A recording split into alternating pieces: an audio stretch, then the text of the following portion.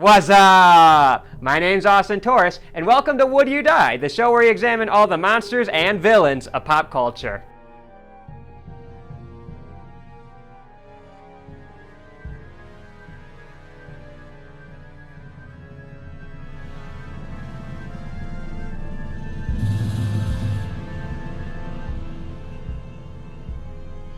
Today we're asking the question, what's your favorite scary movie? That's right, we're talking about Ghostface from the Scream franchise. What a spooky boy! Let's find out if you stand a chance. Ghostface first appeared in the 1996 horror classic Scream, directed by the master of horror, Wes Craven. Rest in peace.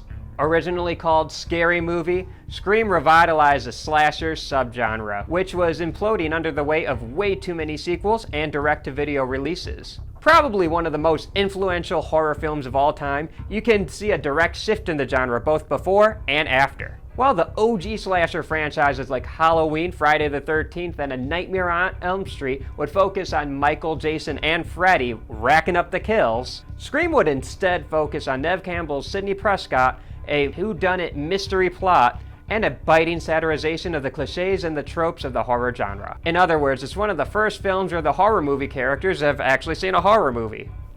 Writer Kevin Williamson was inspired by his love of horror and real-life terrors such as the Gainesville Ripper while writing Scream, as well as 2 and 4. He would also go on to write other horror films like I Know What You Did Last Summer and The Faculty. Director Wes Craven at this point had directed a multitude of horror films, such as The Last House on the Left, The Hills Have Eyes, and most famously, A Nightmare on Elm Street.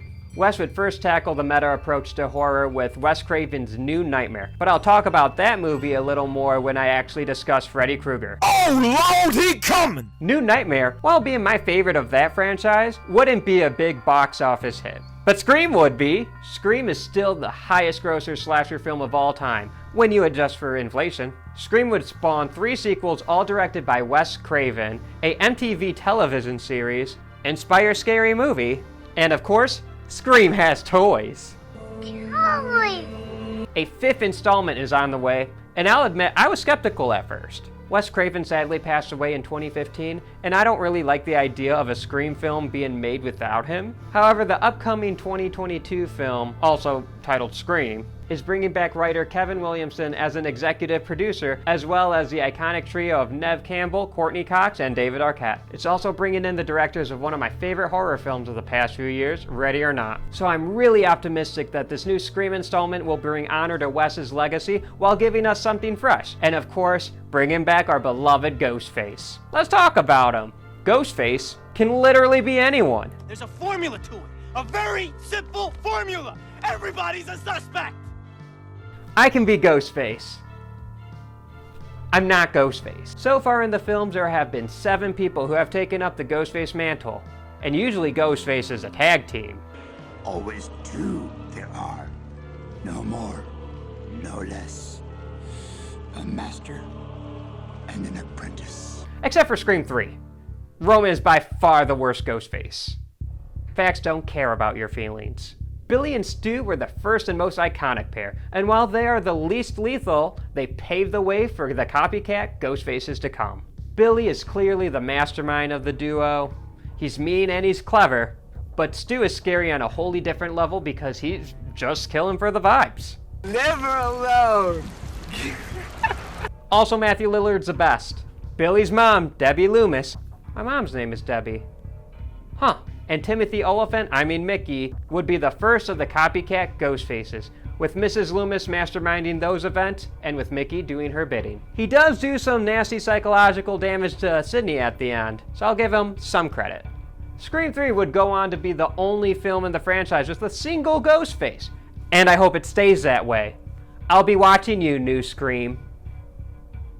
I'll be honest, I kinda hate Roman as a character, and I don't like how Scream 3 retcons events from previous films. Actor Scott Foley does a good job in the role, I just think it's a shitty role. I really don't like Roman. Moving on to Scream 4, we get Ghostfaces for a newer generation. My generation. I don't need friends. I need fans. Oh, that reminds me, don't forget to like, share, and subscribe. Anyways, Jill and Charlie will spill new blood in the 11-year hiatus between Screams 3 and 4, with Jill being the mastermind.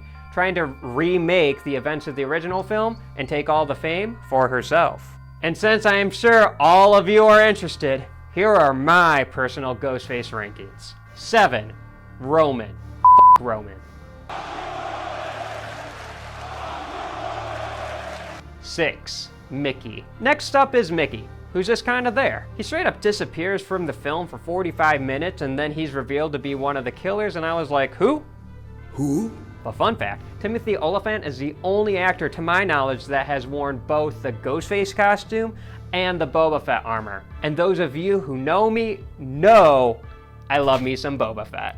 Number 5, Charlie. I guess Charlie comes in next, and while he's mostly just Jill's bitch, he does commit the most brutal kill in the franchise, and I can respect that. Number 4, Mrs. Loomis. Mrs. Loomis is a strong number 4 for me, and that's because I love Laurie Metcalf. Also, she does this kind of crazy ice things with the character, and I love that too. Also, the Mrs. Voorhees vibes to the character aren't exactly subtle, and that's a good thing.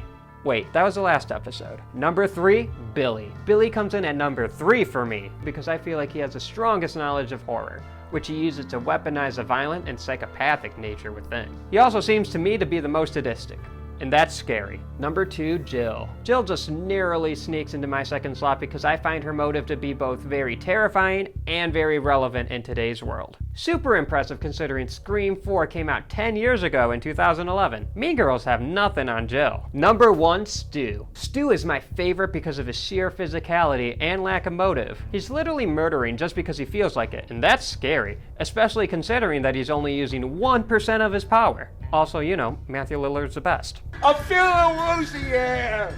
With Ghostface being different people throughout the series, there are only a few constants with the character. Ghostface always wears the same mask. Oh, it looks like a ghost! I get it now! Ooh. Ghostface also wears a black cloak for them Grim Reaper vibes. And Ghostface uses a voice changer to conceal the killer's true identity. Ghostface's iconic voice is performed by voice actor Roger L. Jackson, who is best known as Mojo Jojo.